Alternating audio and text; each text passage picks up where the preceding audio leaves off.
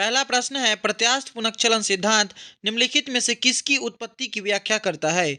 ए ज्वालामुखी की, बी चक्रवात की, सी भूकंप की या डी भूकंप एवं ज्वालामुखी दोनों की। इसका राइट आंसर हो जाएगा ऑप्शन नंबर सी, भूकंप की। नेक्स्ट, भूकंप की उत्पत्ति से संबंधित प्रत्यास्थ पुनक्चलन सिद्धांत का प्रतिपादन किसने किया है? ए होम्स ने, बी रीड ने, सी जॉली ने या डी डेली ने। इसका राइट आंसर हो जाएगा ऑप्शन नंबर बी, रीड ने। नेक्स्ट, पृथ्वी की आंतरिक संरचना की विश्वसनीय जानकारी प्राप्त करने का सबसे प्रमुख स्रोत है? ए भूकंप विज्ञान, बी तापमान, सी ज्वालामुखी या डी दबाव एवं घनत्व। इसका राइट आंसर हो जाएगा ऑप्शन नंबर ए, भूकंप विज्ञान। भूकंप विज्ञान से पृथ्वी की आंतरिक संरचना के बारे में अधिक जानकारी प्राप्त होती है। नेक्स्ट, भूगर्भ में जिस स्थान पर भूकंपीय तरंगों की उत्पत्ति होती है उस स्थान को क्या कहा जाता है? ए अधिकेंद्र, बी भूकंप अधिकेंद्र, सी भूकंप केंद्र या डी इक्लोजाइट। इसका राइट आंसर हो जाएगा ऑप्शन नंबर सी, भूकंप केंद्र। नेक्स्ट, भूकंप मूल वह स्थान होता है जहां, बताना है कि भूकंप मूल किसे कहते हैं। ऑप्शन नंबर ए है धरातल पर भूकंपीय लहरों का सर्वप्रथम ज्ञान होता है उसे, या बी जहां से भूकंप की उत्पत्ति होती है उसे, या सी जहां से भूकंप की उत्पत्ति के पश्चात उसकी लहरें ठीक नीचे स्थित स्थान तक यात्रा करके पुनः वापस लौट आती है उसे, या उपयुक्त में से कोई नहीं। इसका राइट आंसर हो जाएगा ऑप्शन नंबर बी, जहां से भूकंप की उत्पत्ति होती है उसे भूकंप मूल कहते हैं। नेक्स्ट, अधिकेंद्र भूकंप का एक बिंदु है जो संबंधित है ए पृथ्वी के अंदर भूकंप के उद्गम स्थान से, या बी भूकंप उद्गम केंद्र के ऊपर भूपृष्ठ बिंदु से, या सी वह स्थान जहां भूकंप का अनुभव किया जाता है, या डी भूपृष्ठ का वह बिंदु जहां पहला झटका अनुभव किया जाता है। इसका राइट आंसर हो जाएगा ऑप्शन नंबर बी, भूकंप उद्गम केंद्र के ऊपर भूपृष्ठ बिंदु से अधिकेंद्र संबंधित है।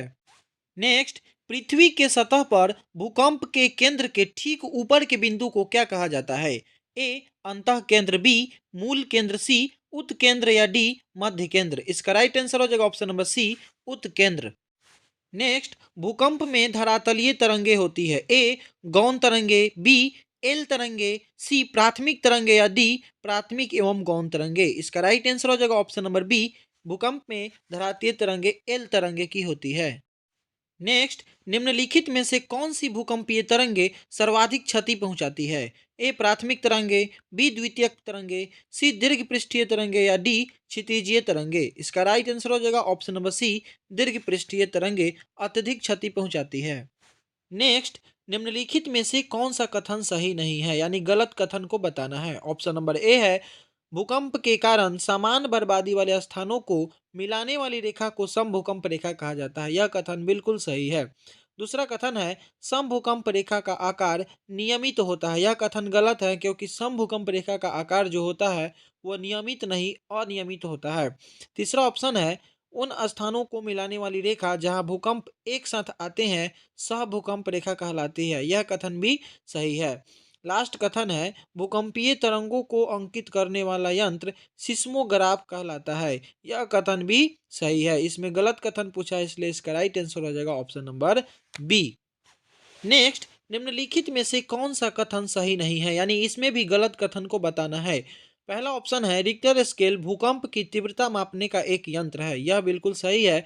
दूसरा ऑप्शन है रिक्टर स्केल एक लॉगरिथमिक स्केल होता है। यह कथन भी बिल्कुल सही है। तीसरा कथन है यह स्केल भूकंप की ऊर्जा को मापता है। यह कथन भी सही है। ऑप्शन नंबर डी है इनमें से कोई नहीं, यानी कि सारा कथन सही है इसलिए इसका राइट आंसर हो जाएगा ऑप्शन नंबर डी, इनमें से कोई नहीं।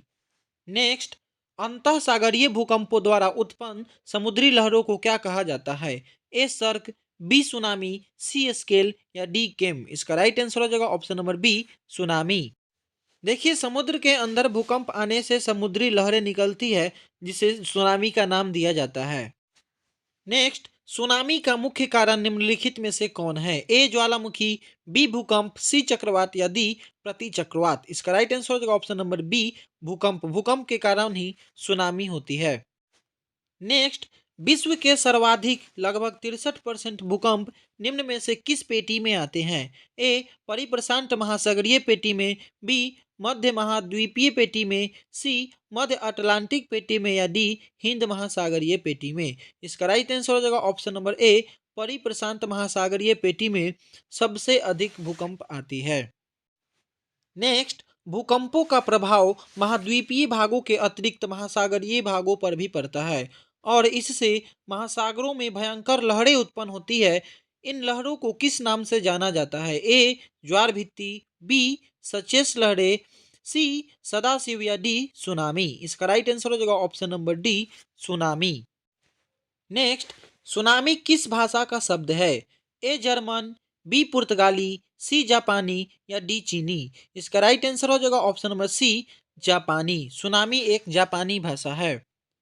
नेक्स्ट, किस देश में भूकंप से उत्पन्न विनाशकारी समुद्री तरंगों को सुनामी कहते हैं? ए मैक्सिको में, बी जापान में, सी ब्रिटेन में या डी न्यूजीलैंड में। इसका राइट आंसर हो जाएगा ऑप्शन नंबर बी जापान में। नेक्स्ट, तरल पदार्थों से होकर न गुजर सकने वाली भूकंपीय लहर कौन सी है? ऑप्शन नंबर ए है P, B L, C S या डी इनमें से कोई नहीं। इसका राइट आंसर हो जाएगा option number C S. Next, Richter scale का प्रयोग किसके मापने के लिए किया जाता है? ए वायु की आर्द्रता, बी वायु का वेग, सी भूकंप की तीव्रता या डी तरल का घनत्व। इसका राइट आंसर हो जाएगा ऑप्शन नंबर सी भूकंप की तीव्रता मापने के लिए रिएक्टर स्केल का प्रयोग किया जाता है। नेक्स्ट, सिस्मोग्राफ किसे मापने के लिए काम में लाया जाता है? ऑप्शन नंबर ए सागरीय तरंगों को, बी ज्वार भाटे को, सी भूकंपीय तरंगों को या डी इनमें से कोई नहीं। इसका राइट आंसर हो जाएगा ऑप्शन नंबर सी भूकंपीय तरंगों को मापने के लिए सिस्मोग्राफ का प्रयोग किया जाता है। नेक्स्ट, समान भूकंपीय तीव्रता अर्थात समान बर्बादी वाले स्थानों को मिलाने वाली रेखा को क्या कहा जाता है? ए समभूकंप रेखा, बी सहभूकंप रेखा, सी समताप रेखा या डी समदाब रेखा। इसका राइट आंसर हो जाएगा ऑप्शन नंबर ए समभूकंप रेखा। नेक्स्ट, किसी क्षेत्र के उन स्थानों को मिलाने वाली रेखा जहां भूकंप एक साथ अनुभव किया जाता है क्या कहलाती है? ए समभूकंप रेखा, बी सहभूकंप रेखा, सी आइसोपाइनिक रेखा या डी आइसोगोनल रेखा। इसका राइट आंसर हो जाएगा ऑप्शन नंबर बी सहभूकंप रेखा। देखिए, ए और बी दो स्थान हैं। यदि दोनों स्थान पर एक साथ भूकंप का अनुभव किया जाएगा तो इन दोनों स्थानों को मिलाने वाली जो रेखा होगी उसे सहभूकंप रेखा कहा जाता है। नेक्स्ट, समभूकंप रेखा का आकार प्रायः होता है। ए नियमित होता है, बी अनियमित होता है, सी वृत्ताकार होता है या डी एक रेखीय होता है। इसका राइट आंसर हो जाएगा ऑप्शन नंबर बी अनियमित। समभूकंप रेखा का आकार जो होता है वो अनियमित होता है। नेक्स्ट, भूकंप का कारण है। ए भू परिभ्रमण, बी टेक्टोनिज्म, सी भू घूर्णन या डी अनच्छादन। इसका राइट आंसर हो जाएगा ऑप्शन नंबर बी टेक्टोनिज्म। पृथ्वी के प्लेटों के बीच के हलचल को टेक्टोनिज्म कहा जाता है। नेक्स्ट, निम्नलिखित में से कौन सी घटना धरातल पर नहीं घटित होती है? ए ज्वालामुखी, बी अपक्षय, सी अपर्दन या डी सुनामी। इसका राइट आंसर हो जाएगा option number D tsunami. Tsunami जो है वो महासागरों में होती है, ये धरातल पर नहीं होती है। नेक्स्ट, निम्नलिखित में से कौन सी अननुमेय प्राकृतिक आपदा है? अननुमेय का मतलब होता है कि बिना अनुमान का, मतलब पहले से अनुमान नहीं लगा हो कि ये घटना होने वाली है। ऑप्शन नंबर ए है भूकंप, बी चक्रवात, सी बवंडर या डी भ्रमंजन। इसका राइट आंसर हो जाएगा ऑप्शन नंबर ए भूकंप। भूकंप के आने का पहले से अनुमान नहीं होता है।